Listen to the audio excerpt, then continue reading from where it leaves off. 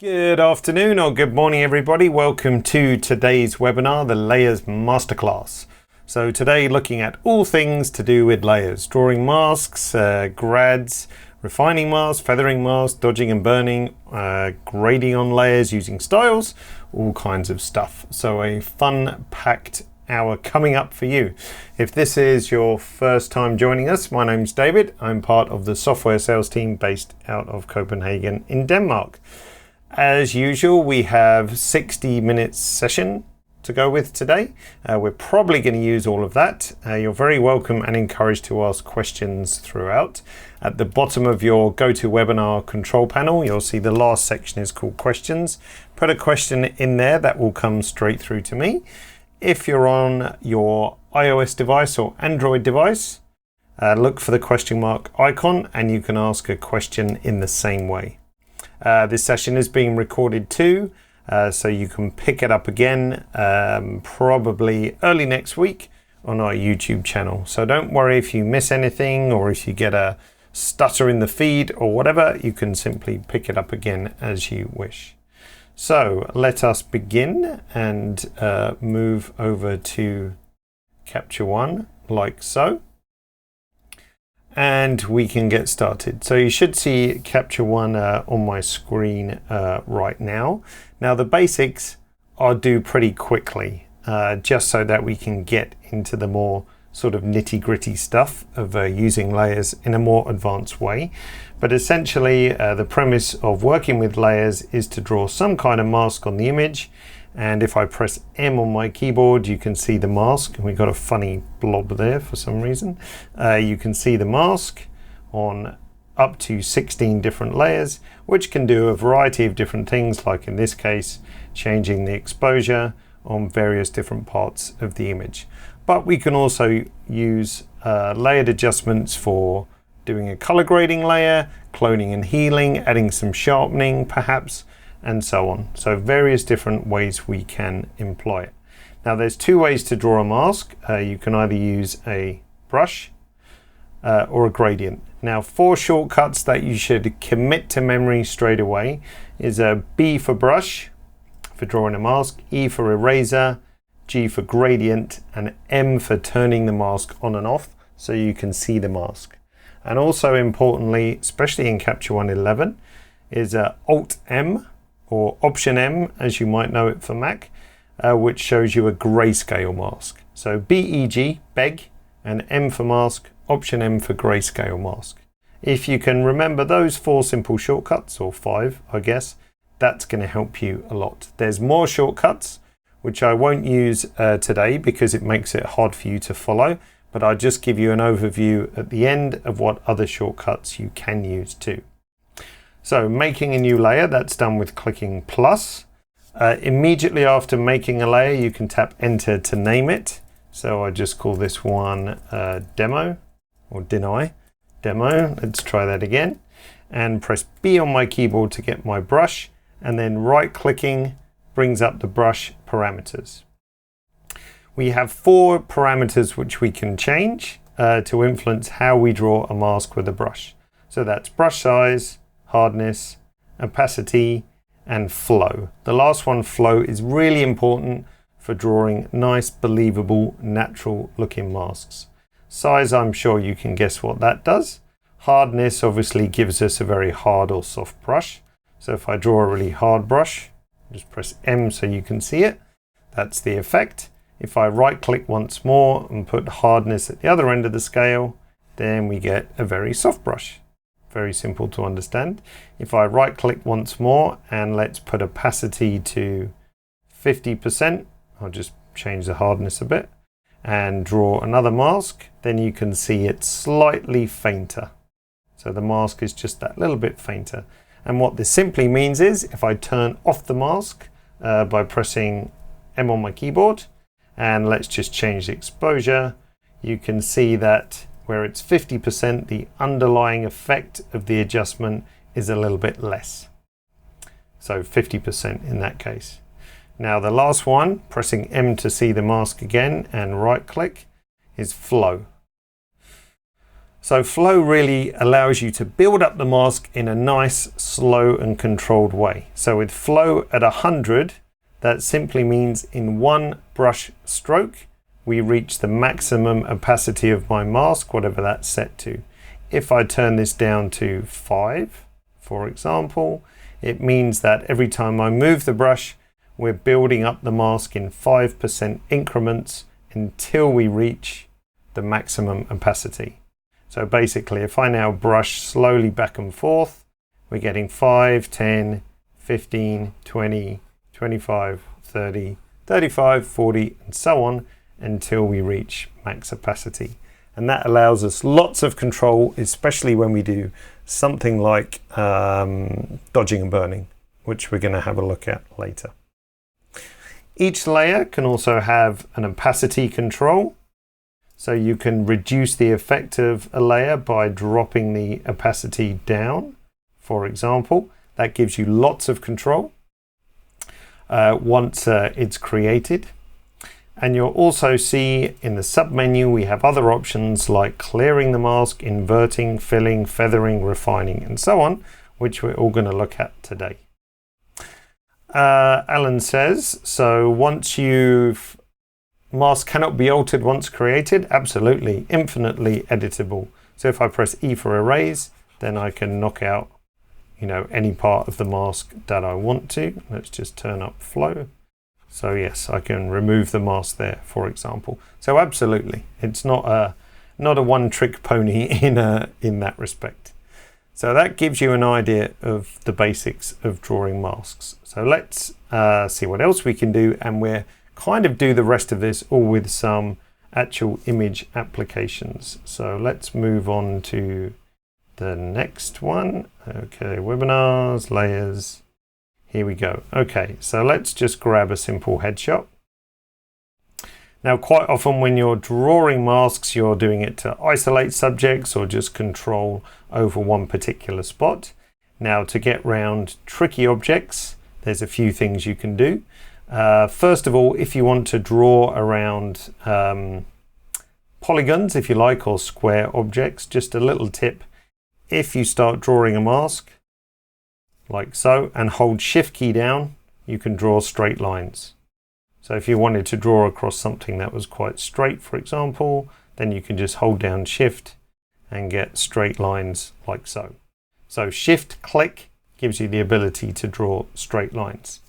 Now you can also auto mask around areas, which I do personally very infrequently. What I do tend to favor is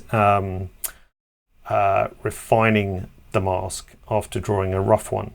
So in this case, let's just draw. We're going to have a relatively hard mask, full max flow and opacity, and I'm just going to draw around the edge of my subject, but I'm going to sort of stay within the hairline, if you like. I'm using a tablet, a Wacom. I find it much easier to draw with a pen as opposed to a mouse. Your experience may vary, but I personally think it's much easier. So let's just fill in that bit down there. First little shortcut that we can do is right click on the layer or control click and say fill mask, and that would just fill in the middle of the mask like so. So that saves you having to brush draw and so on and so forth. Now this isn't a very accurate mask, as you can see. Let's just fill in a bit there. And if I was to try and now do some kind of adjustment, let's just play around with exposure. I've got little missing bits here and it's not super accurate and so on. If we do what I mentioned earlier, which is look at the grayscale mask, that's option M, like so. So that was the mask I drew. So the white is where masking is at 100% and the black is where it's at 0. Now, if I want to improve on this mask, if I right click and say refine, very similar to what Photoshop does, we get a slider up here. And then as I increase that, you'll see the quality of the mask improve and actually cut round her hair quite nicely, like that kind of thing. And sort of bleeding out with a nice opacity to the edge. So let's say apply, option M again, once more to get rid of that. There's the mask. And then now, sorry, there's the mask. And now if I play with exposure, for example, it gives me a much more believable result, as you can see. So refine mask is really super handy. Robert is asking, if the opacity is set to 50%, will the maximum flow be reached once it hits 50? Yes, very good question, Robert, exactly. So if you have 50% opacity here, your mask is going to max out at 50 regardless of what the flow is set to. So yes, correct. Give you another quick example of refine mask. So let's just zoom in to 100%, like so. I'm just going to draw, I'm not going to go around the whole thing, but let's just do a rough mask along here, for example. Let's just do a little bit of hair blob like that. Right click and say refine mask once more. Let it churn and whir and clunk away, rather, depending on the number of megapixels. It might take longer, and you can see that's now snapped. If I just say apply, we can look at the grayscale mask, option M. You see that's fitted around her hairs quite nicely. You could always start off with an auto mask to help improve it as well. So if, for example, we look at, not sure I included the picture, it's just a thought that's come to my head. Let's go to this guy, for example. So I won't mask around the whole thing, but what we do with auto mask, let's just go to 100% so you can see better. If we check on either by right clicking or over here, you can turn on the auto mask. That gives you an extra circle in the center, and that's your sample point. So now if I start masking here, I'll press M so you can see it. As soon as I let go, you see that finds the edge. Now it's not quite as sophisticated as the as the refine mask, but it gives us a good start point, for example. And then I could go ahead and then right click and say refine mask, and then that would snap to something that was pretty good around all those fine little hairs. Option M once more, and then you can see the mask like so. So refine mask, really good for those kind of applications, and I've got another application which I'll show you a little bit as well. Okay, so there's also feather mask, but I'm also going to show you that on another application as well. Now, something which we do in practice quite a lot is dodging and burning, and we can do a couple of different examples here. And let's start with this one, I think. So nice lifestyle shot. Let's remove the layers that we've done before. It's got some basic corrections on it, but let's say a couple of areas we just want to lighten up his face a little bit as it's dipping into shadow, and a skin tone here. Her hand is actually a little bit bright and a bit distracting and doesn't quite match the tones here and of his forearm. Now there's loads of different ways you can decide to, you know, brighten or darken an image. I'll show you my preferred, but it's not necessarily the only way to do it, for example. And this will introduce us to another method which I tend to use all the time, which I think gives you better and more accurate masks. So right now, or the way you've seen it, is that we've first drawn a mask and then made an adjustment. But now this way, we're going to visualize the adjustment first and then draw the mask. So this is why we need this feature, which is new filled layer. So first job is to brighten his face. So I'm going to say new filled layer. And if you want to name the layer, remember, press enter straight away, and I'll call this lighten, or just L for short if you fancy. And I want to lighten up this area. Now we could use exposure, we could use curves, we could use all kinds of things, but I tend to settle on using a luma curve because then my color is constant. If I just put my cursor on his face, then I can see with the orange line, it's roughly sort of around here. So I just give this a bit of a bump. It's going to affect the whole image because the mask, seen in red again, is is over the whole image, but don't worry about that. Right now I'm just visualizing. So we want to brighten his face a bit. Maybe I'll have a bit of a shadow bump as well, just to brighten up the darker bits of his whiskers, for example. And I'll just control the highlights a bit.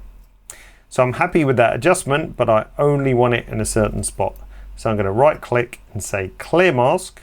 So that will get rid of the mask, but it's still going to keep my curve adjustment and my shadow recovery, like so. Now I can take a brush. I'm going to right click and turn off auto mask. And first of all, we do it with flow at 100% to see that how bad it looks. So I'm just going to go around sort of here kind of thing. And that looks, you know, super bad because it's really bright and it looks really obvious. So we don't want to do that. So let's clear the mask once more and right click. And we want to have a nice low flow down to around 5% or something like that. So that's really going to build up in a nice slow way, and I'll have a nice soft brush too, for example. So over here on the face, I'm just going to brush back and forth a little bit, and then that will just gradually sort of lighten up those areas. If it's gone a bit too fast, I can just undo and just go back a step, or I could drop my flow down a little bit more, or let's just do that again. Let's just do a little bit of a swipe like so. And then if I feel it's too much, don't forget over here on the opacity, we could just take the opacity down a little bit if I wanted to, or have it maxed up. But basically gives me perfect amounts of control just to lift that up a little bit. If I turn off the layer just by ticking the box, then you can see before and after, like so. Simple. But that's just another way of doing it. Rather than drawing the mask first, visualize your adjustment and then gradually build up the mask until it looks about right. Keith says, in grayscale, which is the mask? The grayish or the pure white? So white is the mask. Black is no mask. Grey in between is the mask at varying opacity. Because the mask isn't binary, remember, it can have varying opacity over the whole thing. So similar thing with a hand over here, for example, which is a bit bright. Make a new layer. Oh, my mistake. Make a new click and hold, new filled layer. Press enter, call that darken. And we're going to do a bit of highlight recovery. And her hand sort of is around in the sort of upper 3/4. So I just drop that down a bit like so. Right click, say clear mask, grab my brush. Once again, nice low flow. Down here, we can always drop the opacity bit, and then we can just do a few little sort of brushes over on this part, maybe just on his forearm, sort of over here as well. Take that down, and maybe just on sort of in the armpit there, it's a bit bright, and just sort of to equalize that as well. So you've got loads and loads of control over doing that, but it's really important to have a nice low flow so it doesn't all splat in at once. Now that's sort of exposure tricks, but it could just be a combination of other things. So if we take our feathered friend here, for example, let's remove the layers that we did earlier. So this is it pretty much out of camera. So no adjustments. I really like the background because it's nice and bright. It's shot by Martin Bailey, one of our ambassadors, I think in Japan, up in Hokkaido. But we're just starting to lose a bit of detail on the feathers. So I know by using the highlight slider, we could just recover that a bit. But it affects the whole image, and then the background kind of goes muddy, and we don't necessarily want that so much. So once again, let's make a new filled layer. I'll just call this highlight recovery, or swan. I guess it's a swan. So that's a layer over the whole image once more, like so. So looking at the subject, we're going to have a little bit of highlight recovery, not too much. I think I'm also going to throw in some clarity because that will make the feathers stand out better, and a bit of structure sort of for sharpening as well. So that looks much better on our swan. So right click, clear mask once again. And we know the deal. Once I've got my brush like so, I can just right click, I'll make this a bit larger. And then very nicely, I can just kind of brush over and sort of bring in those areas just on this fella. And that's, of course, highlight recovery and clarity. So don't think in small boxes that it's only got to be exposure or something like that. It could be all manner of the various different adjustments. Remember, most of the adjustments are compatible. The only thing that's not compatible with the local adjustment is the film grain. So down here, film grain. And also black and white cannot be placed on a layer. You'll see it's missing the little paintbrush icon like so. And finally, the only other thing that I can think of is vignetting is not capable of being on a layer as well. But everything else is. So that gives you lots of scope for various other adjustments as well. Now let's have a little look at color grading as well. So let's go to color grading with our lady from Cuba here, for example. I'm going to reset this back to 0. So that's how it is out of the camera. So let's press C for crop. Let's just throw a crop on. Oh, that's got a constraint. Let's unconstrain. So let's do that crop once more, like so. So we've got our image. Let's just bump up our shadows a little bit. Let's have a bit of clarity. Let's also have some contrast and drop the saturation a bit, and why not have a vignette as well. So a quick image edit, but we want to do some color grading as well. Now normally, of course, we could just go straight to our color tool tab, find our color balance tool, and then start applying our various different color grades and so on and so forth.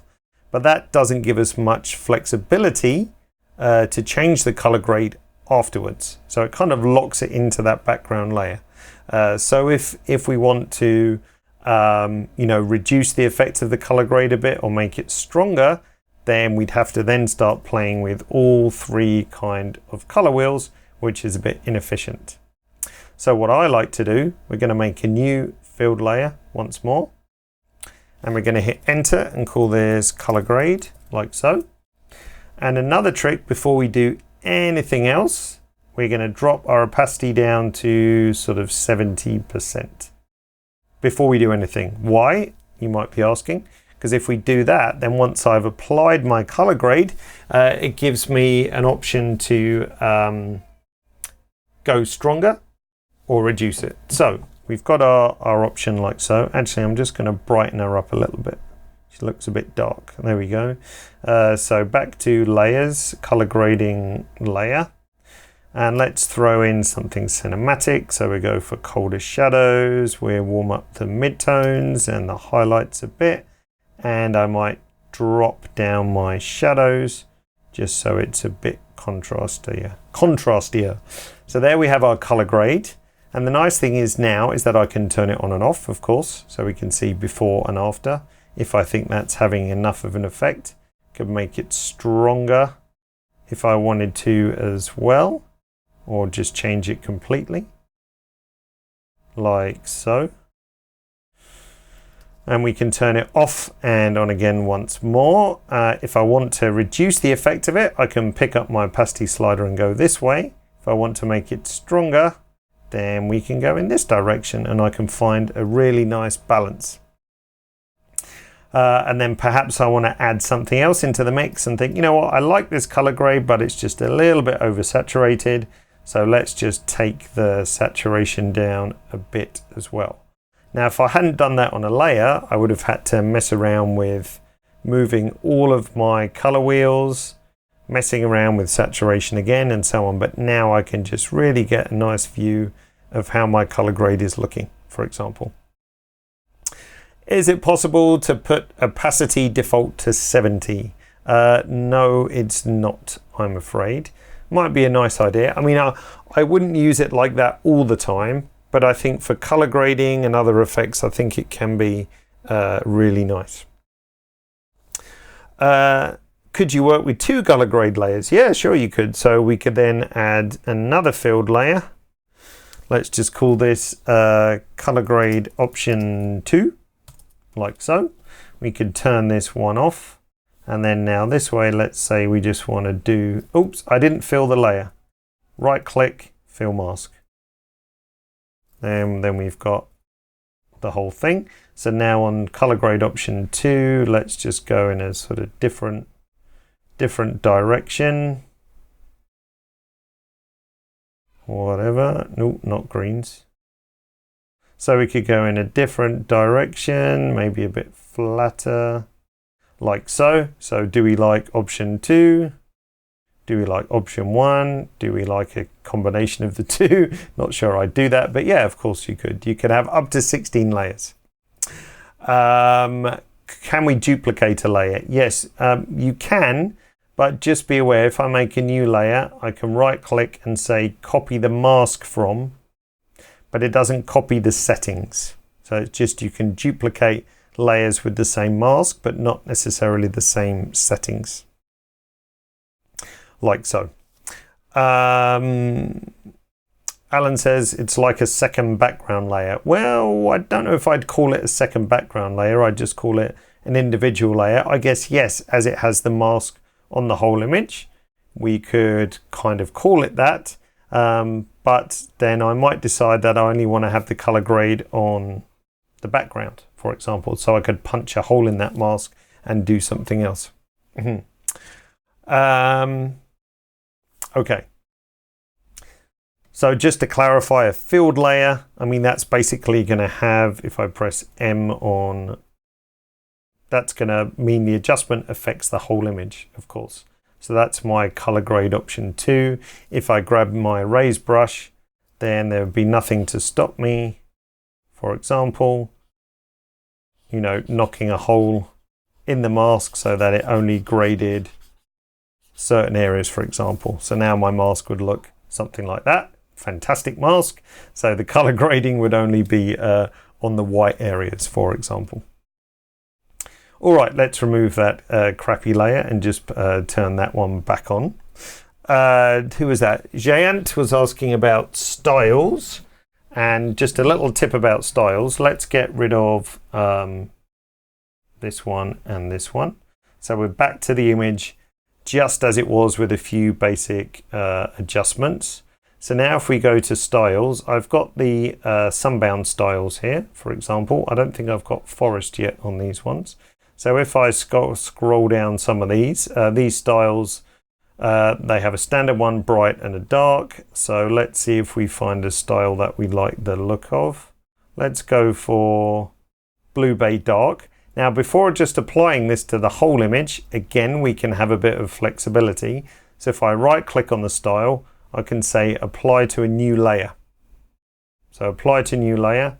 Now, if I look at my layers tool, see it's got Blue Bay Dark on that layer. It looks pretty nice. But if I think, you know what, it's just a bit too strong for my liking, I'm just going to back the opacity off a bit and then get to something like that. And that looks pretty nice, just with that little hint of a style on. Maybe a bit more.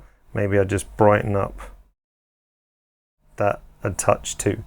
So gives you a great flexibility by putting the style on the layer as well. Really, really nice little thing to do. Once again, you can right click and say apply to the current layer, the selected layer, or apply to a new layer. We're not going to put two styles on top of each other like that. So color grading on a layer, really super handy.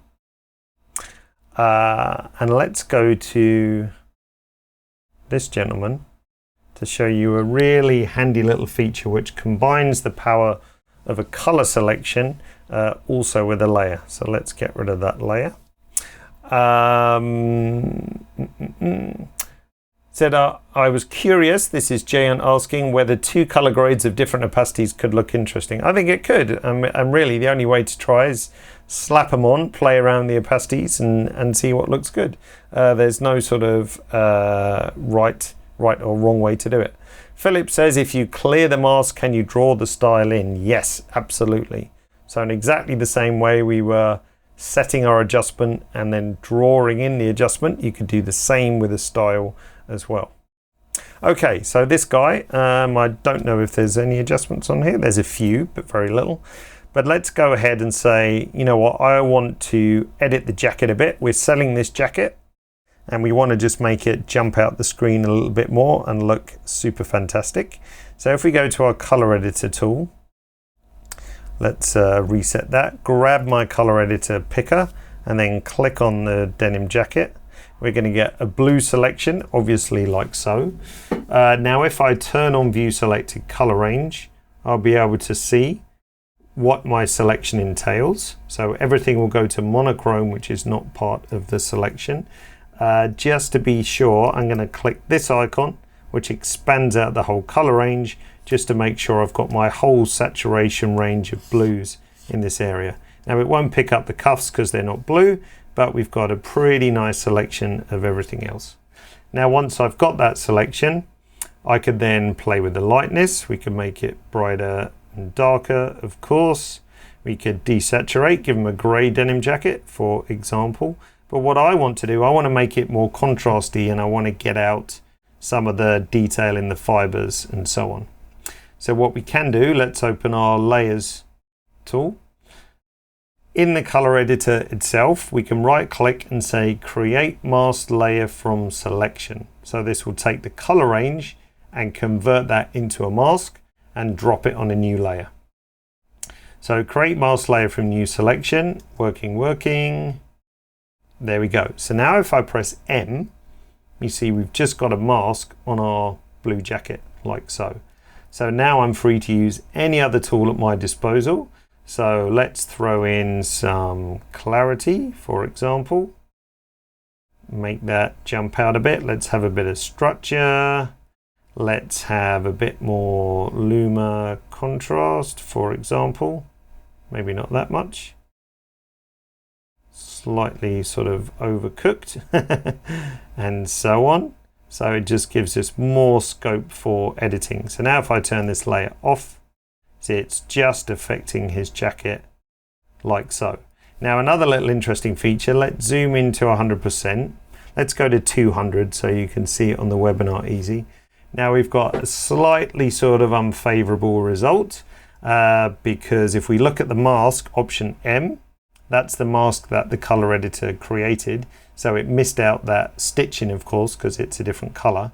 So two things we can do to just clean up that edge. We can right click and say feather, just a simple feathering of the edge, makes it look much nicer. You can make it softer again, like so, easy. Or like we did earlier, we could right click and say refine mask, and then that will just clean up that edge quite nicely. I'll probably just back that off a bit. So refine mask can be really good in combination with that color mask as well. Let's just say apply. So now I've got a really nice mask on my jacket, which was super easy to do. I didn't have to spend hours and hours, painstakingly drawing around the edge of it. I can now fully edit that jacket to be, whatever I like. And again, we could have our gray denim, super lurid denim, and so on and so forth. So loads of control, really handy on a situation like that. And we've even got, look, see where the highlight's a bit hot in his shoulder, we could just drag that highlight up and just fill in that edge as well. Nice. So if we wanted to throw a style on this layer, for example, we could go down, we could find, whatever style we want. Let's say we want to drop this one in, right click, add to selected layer. There we go. Now it's just, not sure I'd do that in practice, but now you see that style is just on that layer like so. So really sort of incredibly simple and easy to do. So layer masking from color, don't forget to find that. That's in here, right click, sub menu, the 3 dots. Create mask layer from selection, like so. Really simple. Okay, styles override existing adjustments or add? That's a good question. It will override, let's say the style had a curve adjustment and I already had a curve on that layer, then the style would override it. If the style contained an adjustment that wasn't already on that layer, then it would add to it. So it will override and add. So like a merge, I guess, is the best way to describe it. Can I assign the style to a specific layer? It's the currently selected layer. So if we had another new filled layer like so, and we went to our styles and we did whatever, this one, I could right click and say apply to selected layer. And you'll see that's layer 2. What you might want to do is, if you do this a lot, you could right click and say add a layers tool in your styles and presets. Sorry, in your adjustments tool tab. So once again, let's go for, what are we going to do? Let's do anchor what dark, right click, apply to selected layer, like so. So we've got style on this one, like so, and then a style on this one. What we could do, I'll just show you another thing. Let's delete that one. Let's name this so we don't get confused. This is our jacket. Let's make a new layer. And we're going to say right click, copy mask from jacket. Okay, so if I press M now, you see it's the same mask. And now I'm going to right click and say invert. And now we've got a mask on everything but the jacket, like so. So invert can be really useful too. So now what I could do, if I went to Moab dark, I could right click and say apply to selected layer, like so. So now I've got Moab on that layer, and then we've got whatever style it was on this layer. So yeah, it's the currently selected layer, Andreas. Cool. Keith says he's confused by starting off drawing layers and now doing everything in filled layers. Well, it's just 2 different techniques, Keith. A filled layer affects the entire image, but it gives you the flexibility with the opacity control like we did with color grading. So that's the benefit of having a filled layer. If you've been using Photoshop sort of relatively, to a moderate or in-depth amount, then you do everything on layers. You never touch the background. Golden rule is you never touch the background in Photoshop. You do everything on layers. So quite often someone working in Photoshop will build up a series of filled layers which have different adjustments, and then leave them as filled layers, or perhaps punch holes in them to remove certain adjustments and so on. But the reason of having a filled layer is, yes, it will affect the whole image, but then you get that ability to adjust the opacity on that entire layer.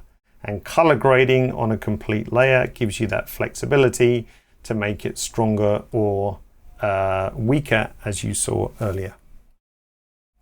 Okay, alrighty. And Keith, you must have missed the last bit. If the field affects the entire image, how am I working on just the jacket? Because Keith, we made a color selection on the jacket and converted that to a layer selection. So I would rewind when you get the recording and watch that bit again. Say this layer, the jacket is only the jacket. It's not a filled layer, like so. Okay, let's have a look at who was asking that question. Barry said, can layers be used to get rid of blemishes, spots, etc.? Yes. Now, I wouldn't call this retouching. I think that would be very misleading. You can see the title here if you can read it. Simple object removal, which I think is maybe a bit of a mouthy term, but an easier way to describe it. So as I said, Barry, not retouching, but just a way to get rid of certain distracting objects in the image. So in this case, we might want to get rid of his bird buddies in the background if that's causing us a distraction. So once again, click and hold, and we've got clone and heal. Clone will just do a like-for-like copy of one part of the image to elsewhere. Heal will do a better job for getting rid of such objects because it will blend the luminosity of the area you want to get rid of much better. So I'm going to say new heal layer. Press enter, call this bird buddies, like so. Grab B for brush, right click to just make it a bit bigger. And now we've got a couple of choices. Capture One can try and figure out the best source to clone from automatically, but it can be a bit dim at times and not necessarily give you the best one. So let's say we want to get rid of this dude over here. If I just start brushing, Capture One thinks, okay, this is a sensible place to copy from. And in this case, it's done a good job. Now, the caveat with this method is that per layer, so on my bird buddy layer, we can only have one source point. So if I want to get rid of this one, and let's do that, then Capture One will use a source which is at the same distance and vector as the first one. So that sounds confusing, but basically this area is fixing this area, and if I bring up the mask, then this area is being fixed by one approximately over here. So I got away with it. I could probably get away with this one as well. Let's see, hide the mask. Yep, that's fine. But in areas where that's not going to work, you might have to make another layer and choose a different source point. So just be aware of that. Kurt says, coming from Lightroom, I'm used to be able to select the source for healing. Is it possible in C1? Yes, you just saw that. That's good. If I have 50 blemishes, I can't use this because of the 16 limit layer. Yes, but if you're getting rid of blemishes, then you might be better off using the spot removal tool. So you've got dust and spot. Dust is dust on the sensor.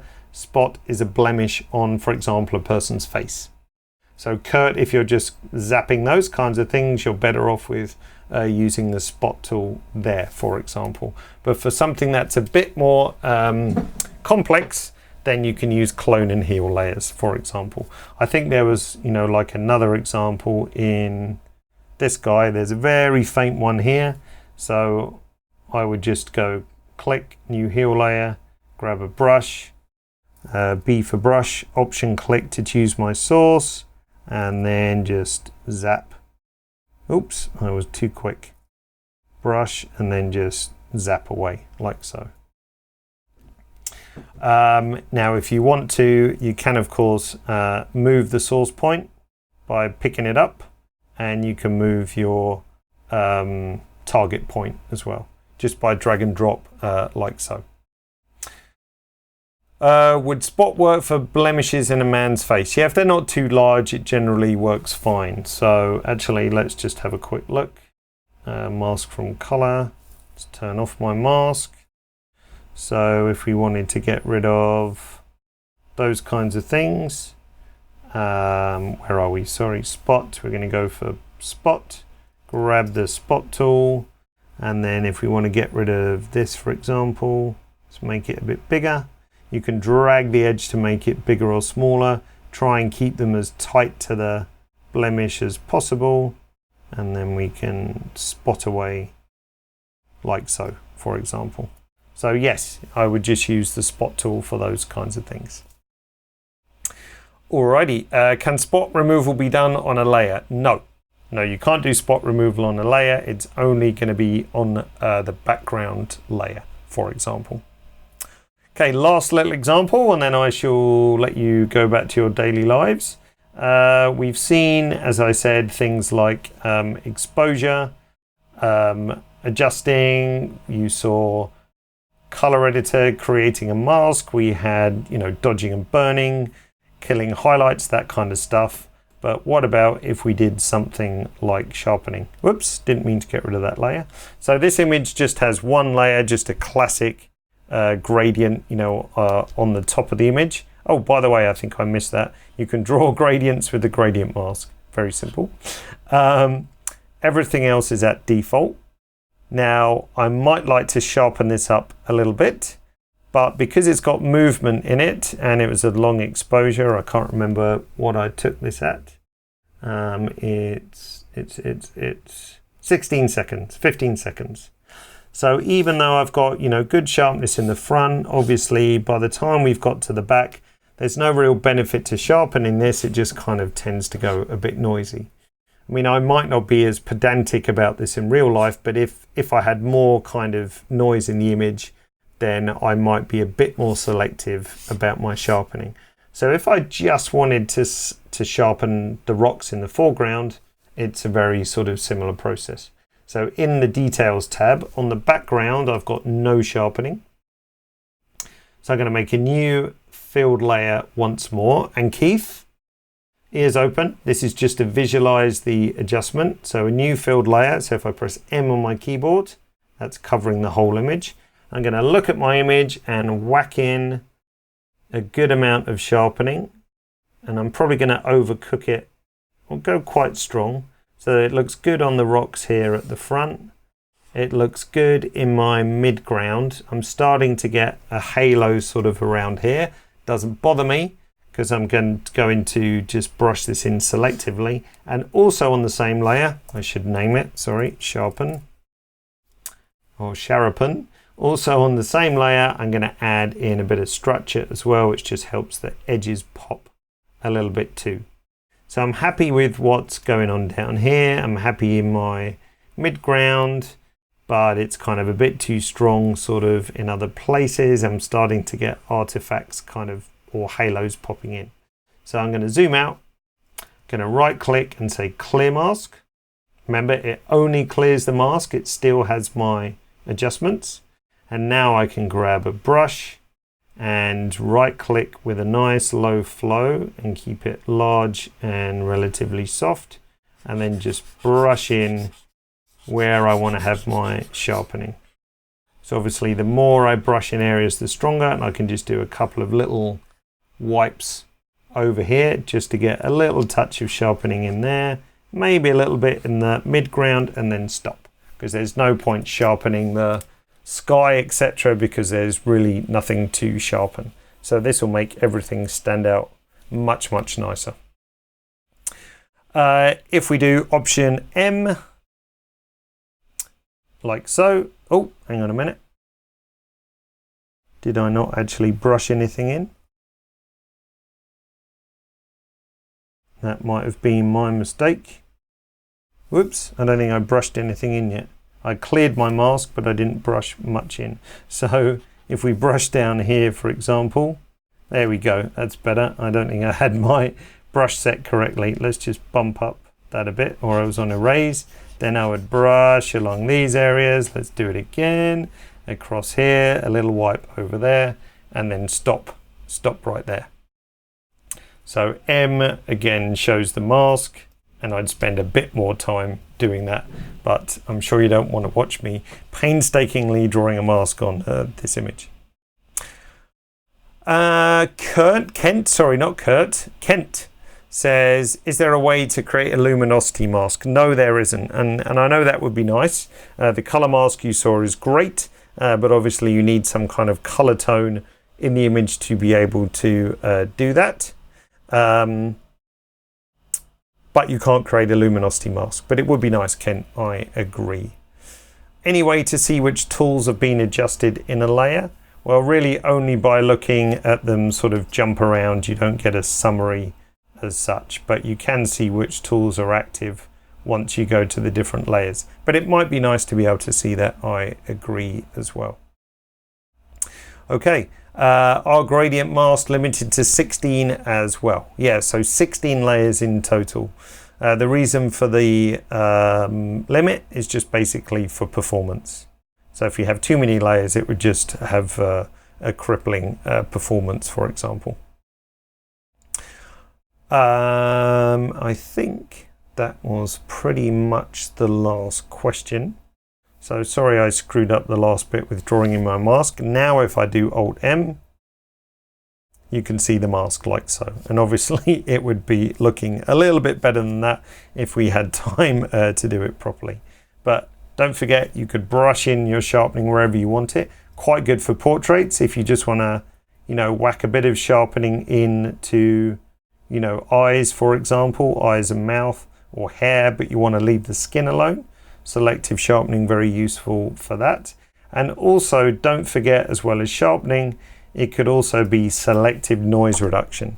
So if you have an image which has got some noise in the shadows and you just want to give that a bit more strength, then there's no reason why you couldn't do selective noise reduction as well.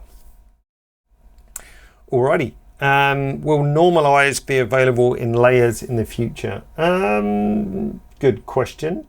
Can't think of a reason why you would want to normalize in a layer, but oh no, I could see why it could be useful, but no, not currently available in a layer. Generally that was designed for equalizing a bunch of different pictures which had, you know, a singular item color tone that you might like to fix. Please apply a gradient mask. Oh, it's pretty easy, John. Let's just get rid of, I'll get rid of that layer and that layer. So G for gradient. Where you start drawing, the gradient will be strongest. Where you finish drawing, it will have faded to 0. Hold down Shift to keep it vertical, horizontal, or 45 degrees. And of course, if I press M now, you can see the mask. If I did a little short one, it would have a hard edge. A long one, it would have a soft edge, like so. So very simple. Last question from Kent. If you have several layers and you do further editing in Photoshop, will the layers come across? No, they will not come across. Remember, we're working in a raw converter. That's totally different to working in a destructive environment like Photoshop. So no, you can't visualize the layers here in Capture One as you would do in Photoshop. Two very different things, I'm afraid.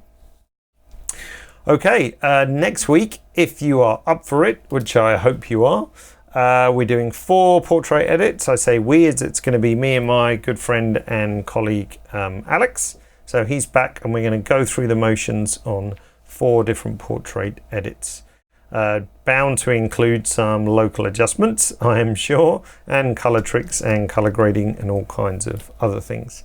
When you leave the webinar in a minute, please answer the survey that pops up. It's only 6 or 7 questions. Just keeps us going in the right direction. So many thanks for your time, ladies and gentlemen, today. Look out for your follow-up email. If you've never received a follow-up email, if you've been in this session, there's a good reason for that. It's called human error. But from next week, you should be receiving that no problem at all. So I've been saying that, and if you haven't received it, that's totally our fault, but you will be from now on. So many thanks for your time and hope to see you all again. Take care.